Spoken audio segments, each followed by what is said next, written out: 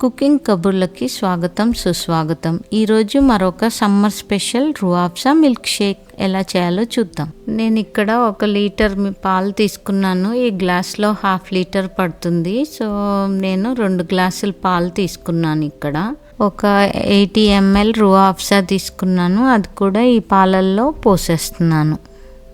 ఒక పెద్ద scoop vanilla ice cream తీసుకొని ఈ పాలల్లో వేసేయండి. అండ్ ముందుగానే నేను 1 టేబుల్ స్పూన్ చియా సీడ్స్ నానబెట్టుకున్నాను.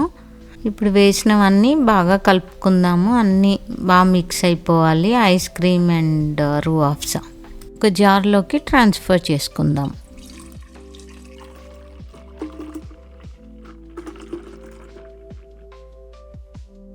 ఈ చియా సీడ్స్ వేసేసి ప్లీజ్ లైక్ అండ్ సబ్స్క్రైబ్. ఇప్పుడు కలిపేసుకుంటే మన మిల్క్ షేక్ రెడీ.